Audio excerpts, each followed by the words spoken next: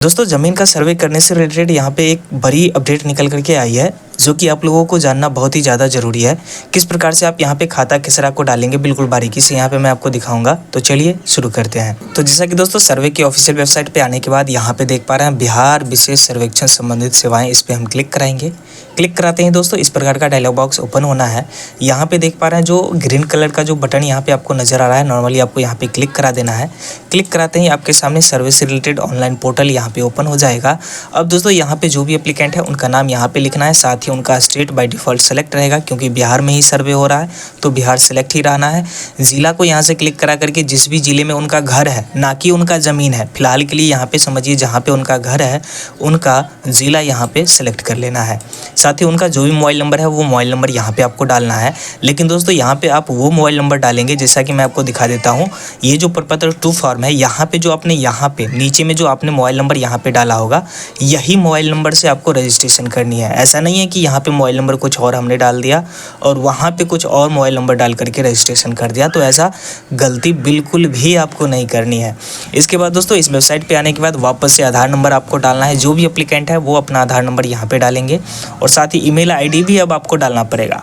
पहले तो ऑप्शनल था, लेकिन अब यहाँ पे ईमेल आईडी डाल करके ही इसके बाद आगे वेरीफाई आप कर पाएंगे।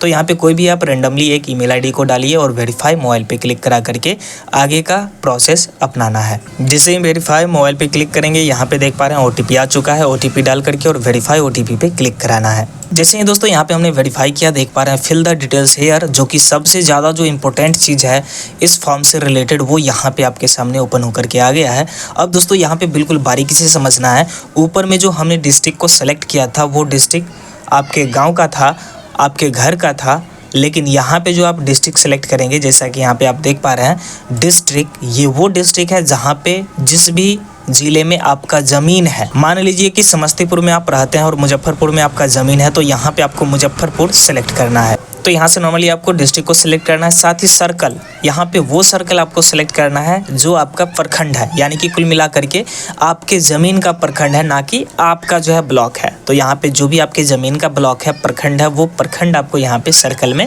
सेलेक्ट कर लेनी है। साथ ही उस ज़मीन का मौजा यहाँ पे आपको सेलेक्ट करना है। आपके दस्तावेज, रसीद, शुद्धि पत्र जो भी है उस पर दर्शाया हुआ होता है कि कौन सा मौजा के अंदर आपका ये ज़मीन आता है, तो वो मौजा यहाँ पे आपको डालना है। यदि आपको मालूम नहीं है तो उस स्थान के जहाँ पे आपका ज़मीन है उस स्थान के कोई ज़मींदार से आप मिलिए, वहाँ पे आपको बता दिया जाएगा कि ये जो ज़मीन है किस मौजे के अंदर है। अब दोस्तों यहाँ पे सिलेक्ट योर सिविल, यहाँ पे बाई डिफ़ॉल्ट आपका जो सिविल है, कैंप है, वो सेलेक्ट हो जाएगा। तो यहाँ पे टेंशन लेने की आवश्यकता नहीं है, यहाँ पे कुछ भी आपको नहीं करनी है। साथ ही दोस्तों इस वीडियो में जो हम सबसे ज़्यादा इंपॉर्टेंट पॉइंट के बारे में जो हम डिस्कस करने वाले थे, जो कि यहाँ पे नीचे में देख पा रहे हैं लिखा हुआ है, यहाँ पे बोला जा रहा है एक समय में केवल एक खाता खेसरा दर्ज किया जाएगा। किस प्रकार से करनी है अभी जस्ट बात करेंगे। फिलहाल यहाँ पे देख पा रहे हैं पहली प्रविष्टि के बाद एक से अधिक खाता खेसरा प्रविष्टि के लिए ऐड मोर बटन पे क्लिक करें, ये भी हम डिस्कस करेंगे। साथ ही तीसरा जो पॉइंट है, टेक्स्ट बॉक्स में खाता एवं खेसरा एवं होल्डर में एक खाता खेसरा एवं एक रैयत का नाम ही डालें एवं ऐड होल्डर बटन पर क्लिक करें।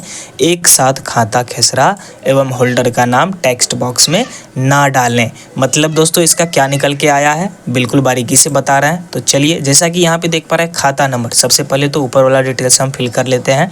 इसके बाद हम नीचे का जो भी डिटेल्स यहाँ पे है इंपॉर्टेंट, ये हम बात करेंगे। तो जैसा कि दोस्तों ऊपर में हमने जमीन का जो डिटेल्स है, जो एड्रेस है जमीन का, वो जमीन का पता हमने डाल लिया है। अब यहाँ पे खाता नंबर डालेंगे। अब दोस्तों खाता नंबर और खेसरा नंबर और होल्डर नंबर यहाँ पे किस प्रकार से आपको डालनी है बिल्कुल बारीकी से बता रहे हैं। लेकिन दोस्तों इससे पहले आपको प्रपत्र 2 को एक बार देखना पड़ेगा। तो चलिए हम प्रपत्र 2 पे आते हैं। यहाँ पे दोस्तों कुल मिलाकर के आप लोग जो फॉर्म भरते हैं वो प्रपत्र 2 के अकॉर्डिंग ही आप लोग भरते हैं। जैसा इसमें लिखा हुआ होता है ठीक इसी प्रकार से आपको डालना होता है। तो यहाँ पे आपको बारीकी से समझना है, ज़रा यहाँ पे गौर करिएगा। यहाँ पे देखिए, यहाँ पे कुल मिलाकर के एक रैयती है, यानी कि कुल मिलाकर के एक किसी व्यक्ति से यहाँ पे ये केवाला है, जो कि यहाँ पे इनका जो खाता नंबर है ये कुल मिलाकर के 2 खाता नंबर है। लेकिन ये जो 2 खाता नंबर है ये कुल मिलाकर के एक दस्तावेज में है। तो अब दोस्तों यहाँ पे जैसा कि देख पा रहे हैं 181 खाता में कुल मिलाकर के एक ही प्लॉट है, यानी कि एक ही खेसरा है 496। मतलब जितना खेसरा उतना प्लॉट होता है। तो यहाँ पे कुल मिलाकर के जैसा कि देख पा रहे हैं 181 में एक खेसरा मतलब एक ज़मीन है और साथ ही यहाँ पे लिखा हुआ है 160 जो कि खाता नंबर, और साथ में 160 के अंदर जो खेसरा नंबर है वो टोटल 3 खेसरा नंबर है, यानी कि 3 प्लॉट हैं। तो दोस्तों यहाँ पे ऑनलाइन पोर्टल पे किस प्रकार से आपको ये डाटा डालनी है, बस यही बहुत ज़्यादा इंपॉर्टेंट है। चलिए ज़रा देखते हैं किस प्रकार से इस डाटा को हम यहाँ पे फिल करेंगे। तो जैसा कि फ़िलहाल 181 का 496 यहाँ पे खेसरा है, और जो भी नाम है वो रैयत का नाम यहाँ पे नज़र आ रहा है। तो हम क्या करेंगे, यहाँ पे नॉर्मली इस रैयत के हिसाब से खाता और खेसरा को यहाँ पे डालेंगे। तो जैसा कि हम ओपन करते हैं, और ओपन करने के बाद 181 खाता और 496 खेसरा, तो यहाँ पे 181 खाता और 496 यहाँ पे खेसरा। अब दोस्तों ये खाता खेसरा के अकॉर्डिंग जो भी रैयत है, जो भी होल्डर है, उनका नाम यहाँ पे लिखेंगे। तो जैसा कि यहाँ पे हम लिख देते हैं एमडी राजा, जो कि इनके नाम से ज़मीन है। अब ऐड मोर होल्डर पे क्लिक कराना है। जैसा कि यहाँ पे लिखा गया है एक समय में केवल एक खाता खेसरा दर्ज किया जाएगा, तो यहाँ पे ऐड मोर होल्डर पे हम क्लिक कराते हैं। तो जैसा कि यहाँ पे हमने एक होल्डर का डिटेल्स ऐड किया, तो यहाँ पे देख पा रहे हैं नीचे में कुछ इस प्रकार से पैटर्न में ऐड हो गया है। अब दोस्तों जैसे कि मान लीजिए वापस से अब आपको दूसरा जो है डिटेल्स डालना है, तो जिसके लिए वापस से चलते हैं यहाँ पे। अब दोस्तों यहाँ पे 160 का डिटेल्स डालना पड़ेगा। तो जैसा कि 160 के अंदर 596, 597 और 598 है। तो यहाँ पे किस प्रकार से डलाएगा ज़रा देखिएगा। यहाँ पे हम डालेंगे 160, और यहाँ पे खेसरा में क्या था, तो यहाँ पे था 596, 97, 98, तो यहाँ पे हम डालेंगे 596।